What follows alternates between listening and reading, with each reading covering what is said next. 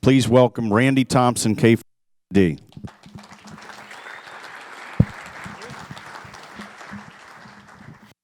morning, everyone. I'm going to have a little bit of QSP, I think, as we go along. So this is an amazing turnout. Every year, Tim says, oh, we've reached the maximum number of people, and then the next year he finds a way to shoehorn a few more folks in. So it may feel a little bit like 20 meters in a phone contest right now, but get to know your neighbors, keep your elbows out. All right, so what we're going to talk about today is contesting with integrity.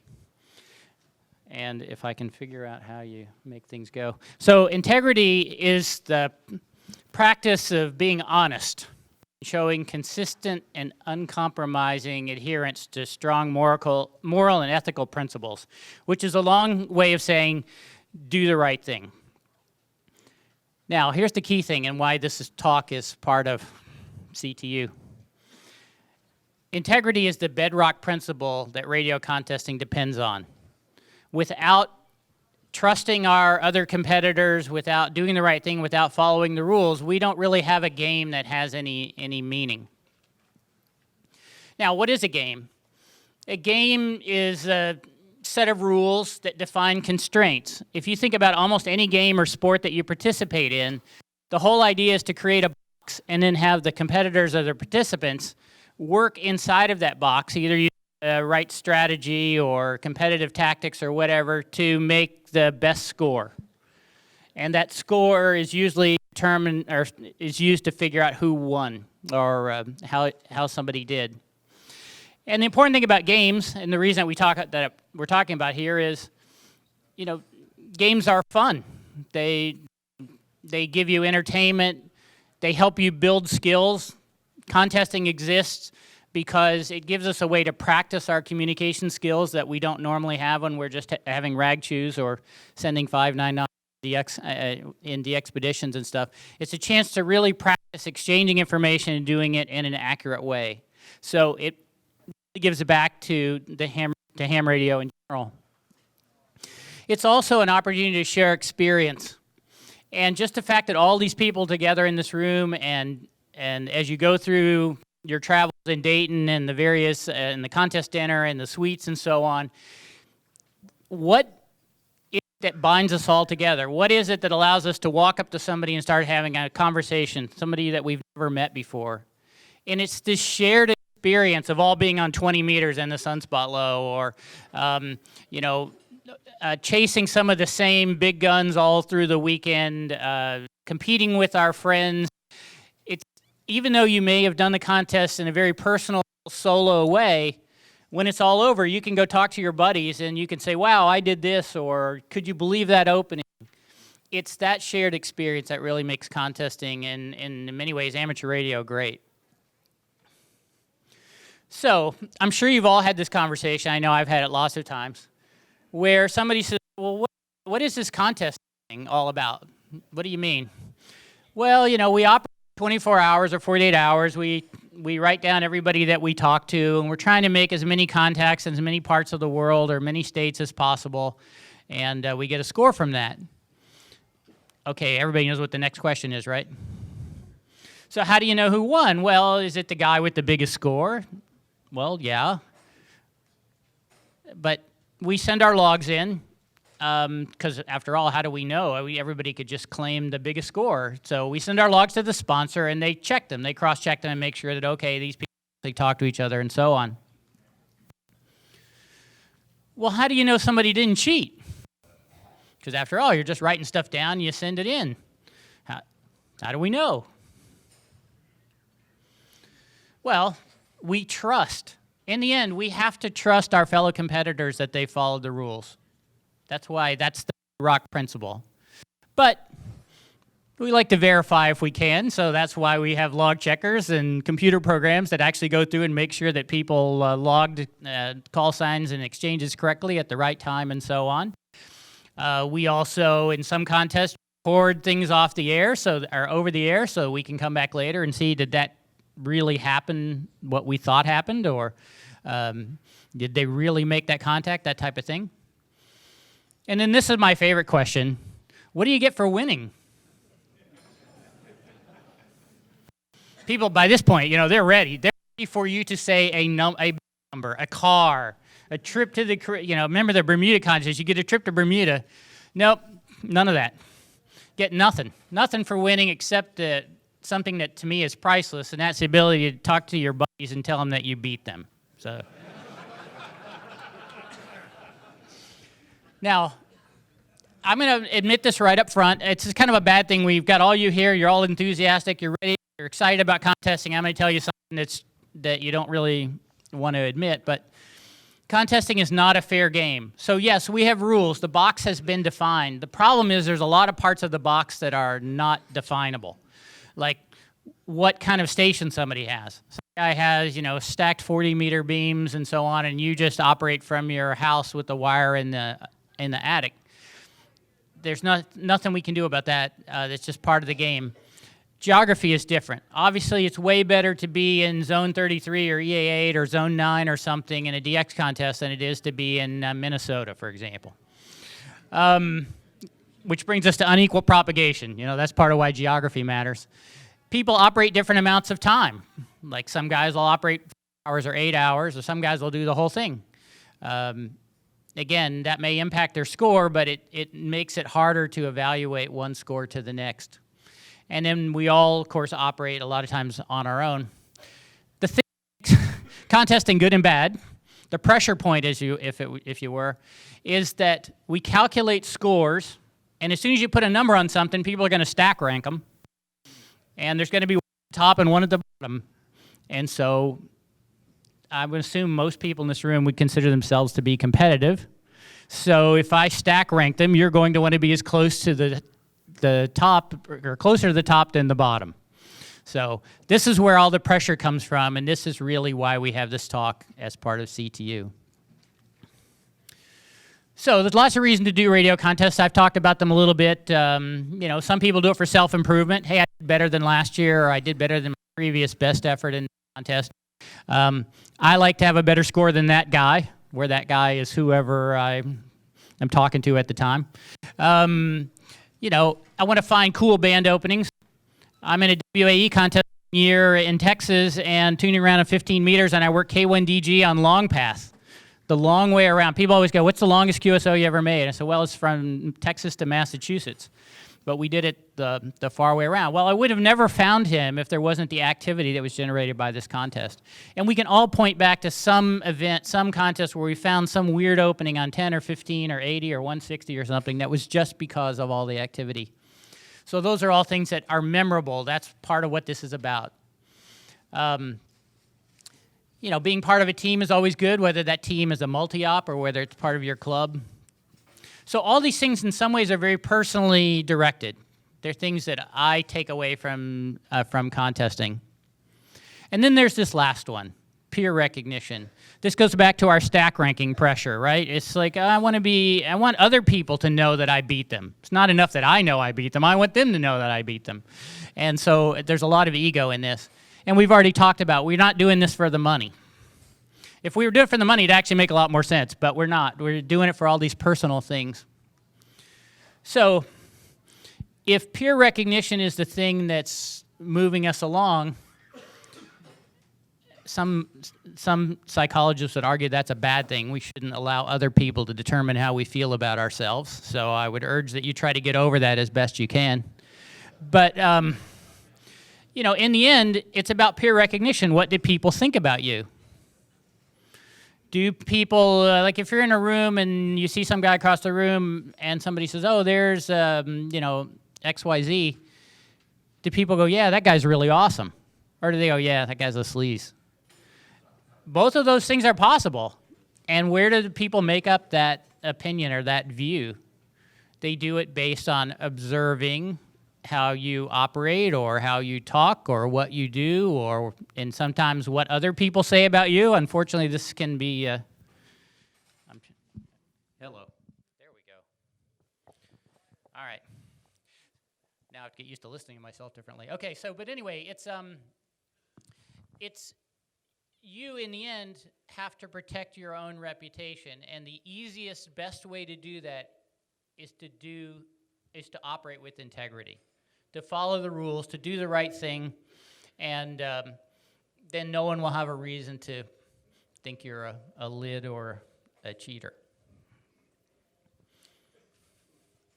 Now, the problem with negative peer recognition is it comes in many different forms, and it can go on for a long time. It's very difficult to stamp out once people have that impression of you. So again, try to do the right thing from the beginning. And you can see it comes in a lot of funny forms here, like, oh, that guy was just too loud.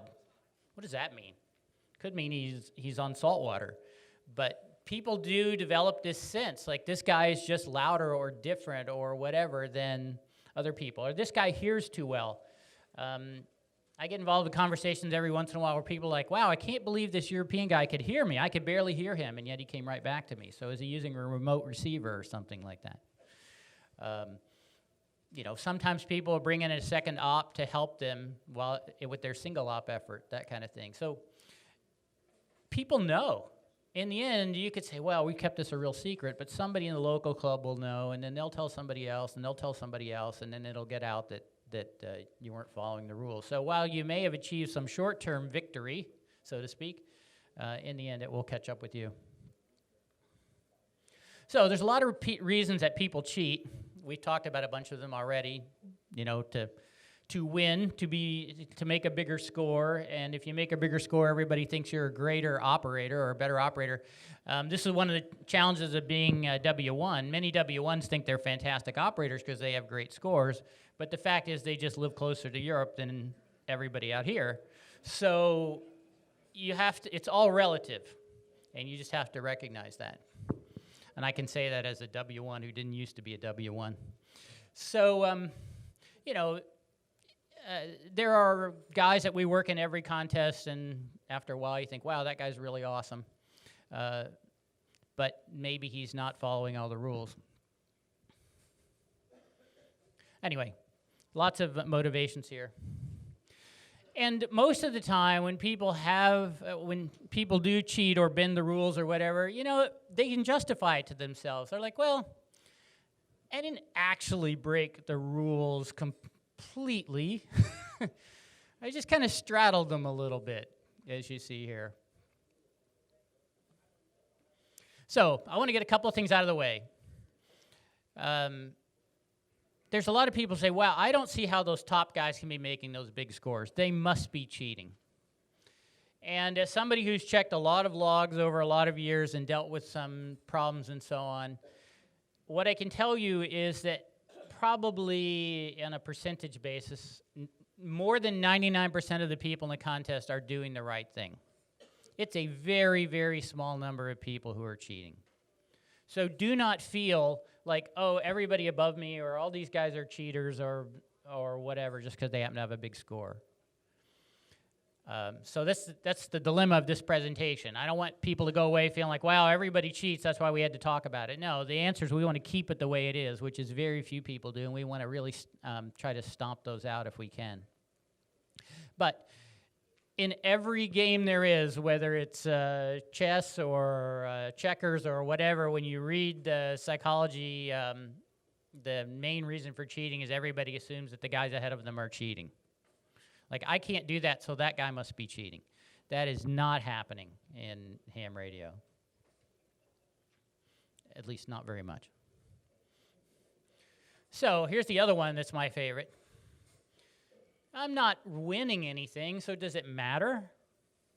Like, you know, okay, we'll bend the rules here a little bit. I'll push my score up a little bit more. But yeah, it does. It does matter, and it matters for a couple of reasons. Number one, if you start out doing this, it just becomes easier and easier to bend the rules a little bit. Or you get used to it, it becomes normal. And we don't want it to become normal. We want you to do the right thing and hold the line. You know, oftentimes people will do some of these things early when they're really driven to try to make a name for themselves. And they don't realize that these early things can set your reputation for a long time. And in the end, it's just tempting. It's really simple. You have to just keep fighting against this temptation to like, well, nobody will really know if I turn the power up. Nobody will really know if I go work this guy down below 7,100. whatever the situation might be. But once you do it, and then you don't get caught right away or whatever, it just becomes easier. So, how do we know what to do? It turns out it's actually super clear most of the time. The written rules are obvious what they are, or at least it's obvious in that they're written down. It's not always obvious that people interpret them the same, so we may talk about that a little bit. And then there are a lot of unwritten rules. They talk about this in baseball all the time, all the unwritten rules that if somebody throws at your guy, you have to throw at their guy, stuff like that. We're not quite that violent, but we definitely have some norms. So the written rules are pretty clear. They'll tell you exactly what a category is. They'll tell you what the power limit is. They'll tell you what you're allowed to do. They'll tell you how the scoring works, that kind of thing. There are lots of these written rules. And if you don't understand them, ask.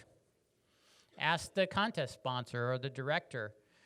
One of the things I noticed dealing at the CQ Worldwide is I'm convinced that there's a different rules interpretation for the written rules in every valley of every part of the world. So each place has a local, and there's usually an older guy who's been doing it forever, and he kind of teaches everybody else how the rules work. And so that's why you do see somewhat uneven interpretation of rules as you travel around the world.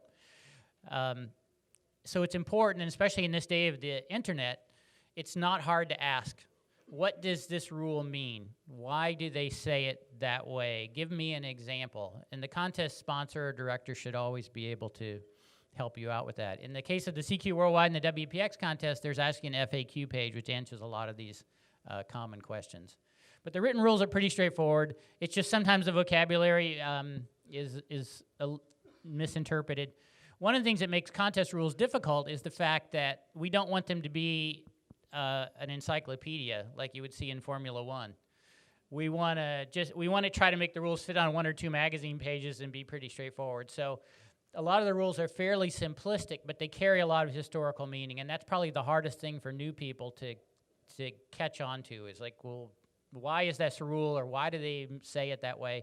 And some rules just look really weird or stupid, and it's because that's just the way it's always been. There's no other defense for that. Like the CQ Worldwide multi-single rule, which allows 2 stations. That's just the way it is.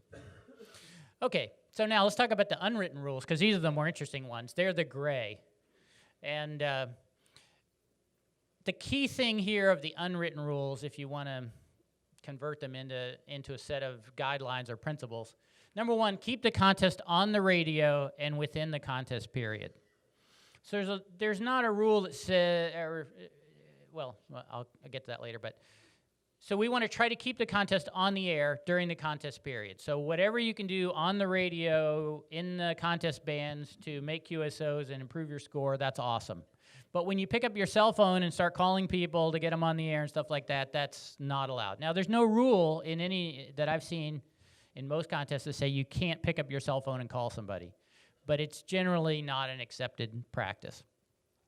The second thing is, don't give or take unfair advantage. So what do we mean by this? This is doing things like, wow, I'm really tired, I need to go take a break. My buddy shows up and I say, hey, hold this frequency, I'll be back in 5 minutes. No rule against that in the written rules, but I think in terms of ethics and integrity, if you have to get up and go take a break, you got to pay the price when you come back and go find a frequency again. You can't just have your buddy hold your spot. So this is a good example of something that maybe it's not obvious, but it's generally accepted that, hey, don't use other people or practices to try to get an unfair advantage that somebody else wouldn't be able to have. And then there's the infamous spirit of the rules, which is always a little bit difficult to figure out, but generally it's obvious if you don't think about it too hard. What makes us crazy, especially in managing a contest, is all the lawyers who try to figure out, well, this rule didn't exactly say this, so it must be okay, or it said it this way, so I'm interpreting it a different way. But just because something isn't prohibited in the rules, in other words, the rules don't say don't do that, that doesn't mean you can do it. There are parts of the world who very specifically say if the rules don't say I can't, then I can. And under this unwritten rules, I'm saying no, that's not the case. We want to follow the spirit of the rules. and not just try to weasel around the written. So here's some examples of unwritten rules. For example, don't make prearranged schedules. It's well accepted practice if you tell somebody, hey, get on the air this weekend, we'll be on 20. But trying to line up a bunch of people before the contest, say, let's meet at 1400 Zulu on 14175 or something like that, that's a little more questionable. That starts to get into this, hey, I'm working on the contest even before. Now, this isn't to say you can't mail a postcard to 10,000 people and say, find me on the radio this weekend. That's okay. Promotion is fine. Schedules and so on are not. Another one is don't ask people to get on the air and work only you. And we see this sometimes with clubs where people will say, hey, get on and just work club members, don't work anybody else. Yeah, the rules don't say you can't do that, but don't do that. Another thing we see, probably more in Europe than we see here, is that you'll work a German station and then you'll work 5 more German stations, and they all sound really similar. And yeah, it's great, you get 5 more QSOs, that guy thinks he's helping you out and so on, but you're really distorting the contest a little bit. So, the practice is don't do that. Just use the call, operate the contest. Now, if you decide you want to stop the contest with one call and start it with another one and do some stuff over, that's okay. Depending on the contest rules, some allow that and some don't, but don't sit there and just feed somebody a bunch of call signs, because it's again, under the don't give advantage or take advantage. And then don't do defensive contesting by, QRMing people. I see this sometimes in pileups where somebody will start getting frustrated they can't get through, so they'll just keep calling and calling, and it kind of converts from, wow, I can't get through, so I'm going to make it so nobody can. It's really annoying. Anyway, so do identify frequently. That's a good thing. We actually tried to put a rule in CQ Worldwide at one point that specified how often people identify, and you wouldn't believe how many people don't like rules like that. But at the same time, I think it's a great practice. You should send your call when you work people every time or every other time, that kind of thing. Spot people equally. Don't just spot your club members. Anyway, I think the rest of these are pretty simple. One of the things that I think is always a great practice and a great help to contesting is if somebody works you and they say, I'm not in the contest, tell them what they need to do, encourage them to go work some more people. Like, so when I finished with some guy, it's like, hey, go work some of the other guys on the band and have fun. That helps get more people on and expand the pool of QSOs. So a couple more unwritten rules. There's this concept called log washing, where you finish the contest, and now you go through your log and you go, wow, I typed gibberish for the exchange or the call sign on this QSO. How can I figure out what it should have been? So I go to qrz.com, or I go to the DX Summit or something and try to figure out who did I work. That's bad. We don't want it. Now we're starting to operate the contest outside the contest. So we're back to one of our principles. Keep in the contest period and on the radio. Some people will record the contest and then go back and replay things to try to figure out, wow, who did I work, or what did I get the exchange right, and so on. Again, not something we want people doing. You'll see these kind of emails every once in a while. I see them on the Club Reflector where somebody will go, it comes in 2 ways. There'll be somebody like, I worked this call sign that looked like this. Who is it? Or the other one will be, somebody will say, I'm really proud I worked BY1V, and then some other guy will come along and go, well, no, that was really 6Y1V. So 2 things here. Number 1, don't ask for help on the Club Reflector about call signs. And number 2, don't offer any help. If somebody blew one, it's okay. Congratulate them on working China.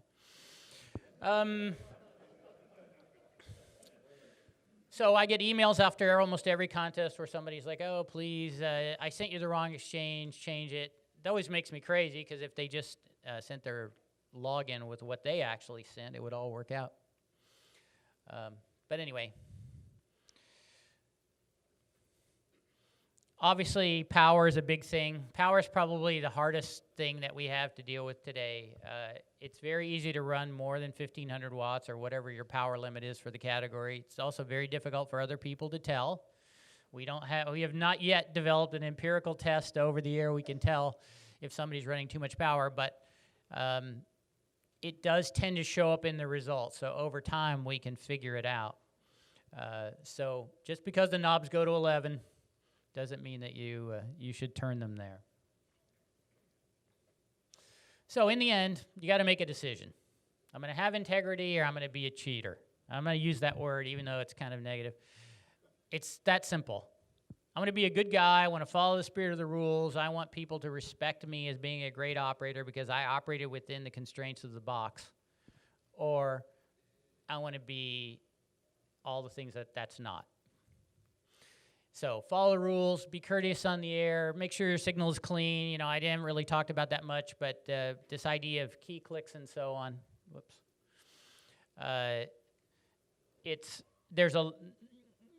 There are certain European stations that when they come close to you, it's miserable because they splatter really wide or they have key clicks and so on. So what do you think about them? Back to reputation. We know who they are. We know we don't like them because their signals are crummy and they're annoying. And we should try to do something with peer pressure to push back on that. And I know that I've done that with some people in my area, and they don't particularly like it when I remind them every contest that they're splattering and so on, but we have to do that. So in the end, you can enjoy the game or you can live with the consequences. So I'm going to just present kind of a simple honor code here. You're responsible for your own reputation, and as I've said, the best thing you can do is start clean and keep it clean. One way you can do that is don't participate with people who cheat. So don't go to stations that run mega power or stations that have a reputation of not always following the rules and so on. I know several contesters who have been invited to operate at some pretty nice stations in Zone 33 or other places who said, no, I'm not going to go because I don't want to be associated with what I know you guys do. That's all it takes. Just don't contribute to the problem by ignoring it or closing your eyes. The other thing you can do is lead by example. So follow the rules. Talk about it. Do great. There's nothing better than beating the cheating guy by following the rules because then just it's double good. But also, you never know who's listening or watching. You can operate almost any contest, and if you run for a while, invariably, there'll be somebody who calls in or somebody will call you later and say, I was listening to you for a while. There's always somebody listening. You have to operate in ham radio. You have to assume there's always somebody listening, and often many people listening, especially if you're loud. They'll put the radio on. They'll go do other stuff in the shack, but they're listening. They can tell, are you a good guy or not? And also, don't do anything you wouldn't want to be made public. So a lot of times, the real embarrassment comes when you do something not within the rules or not with integrity, and then it comes out later. Either somebody talks, or the recording shows it, or we figure it out from the logs, or whatever the case might be. So easier, once again, just do the right thing. But mostly, be vocal. Be in favor of integrity. Talk about it. Try to encourage people to do the right thing if you see them not, especially with new guys that are coming into the hobby or coming into contesting. Let's get them early so that they understand what the game is. And there is a tremendous amount more satisfaction from operating inside the box and following the rules and seeing your score improve than there is cheating to improve your score, and then you go to some place where you can't cheat and suddenly your score is bad. Everybody's like, well, what happened to that guy? And that just puts another signal in the air that, oh, maybe that guy isn't doing the right thing when he was making those big scores. And every incident is an opportunity to teach. So people are going to break the rules, or you're going to discover things, and the better you can handle it privately and quietly and just send the signal like, hey, we noticed, hey, you shouldn't do that. That's what really will make the difference. It's the public ones where you call people out that gets really ugly. So it's all about peer pressure. That's all we have. We can't take money away. We can't put people in jail. All we can really do is try to influence them to do the right thing. And then the reverse of that is don't let other people influence you into doing the wrong thing, or following the everybody else is doing it. And you see pockets in the world where a group in a region will be breaking a certain rule, and they're all doing it because they're all like, well, the other guy does. And so now when those guys go someplace else to operate, they're often surprised or they pollute another place. So we want to support the good and push back against the bad. So in the end, play fair, obey the rules. Think about some of the things we talked about today as you're operating. It really it really does make a difference in the long run. Oftentimes what happens, and I will admit to being guilty of this, in some moment in a contest you'll do something that you shouldn't. And it's funny how you remember that for a long time. You kind of carry this little bit of guilt around. Did I really win? Did I really do that? I'm not admitting that I did anything that horrible, but you're just left with, in the back of your mind, wow, I shouldn't have done that. Feels bad later. But if you follow the rules, what you really have is pride that, hey, I operated within the box and I achieved my goal. You know, I remember I said this whole thing starts because we stack rank all the scores and then there's all this pressure to be at the top. Well, if you can accept the fact that, hey, I'm not at the top, I'm 13th or 29th or 87th or whatever the case may be, it's fine. Congratulate the guy ahead of you or congratulate your buddy for beating you and double down for next time. Work on your station, work on your skills, keep learning. There's always another contest and there's plenty of opportunities to do better, except that you didn't accomplish what your goal was this time. In the end, contesting is about having fun. That's why we do it. If it was work, it would pay better. So, but the key thing here, and I think this is, I know for me in my journey, I didn't realize this really until I won a contest. Well, you win a contest and you're like, where's the parade? Where was there was nothing down Main Street in Boston that I won a worldwide or whatever. And what you realize once you've done that is it does not alter your life to win. What alters your life is the experiences that you gain in this journey, the people that you meet in this journey, the things that you learn in this journey. So just keep remembering it's about the fun and the learning and the journey, not about what the score is. The score is almost a peripheral. And then I think this from Calvin and Hobbes is a good ending. You know, Calvin's complaining about we don't need ethics and so on. I'll take whatever I want, and then he gets pushed in the mud puddle, and he's like, "Hey, what happened?" Like, well, you said you didn't care about ethics. It cuts both ways, and that's why this is so important. We need to stay on the right side. So with that, thank you very much, and operate with integrity.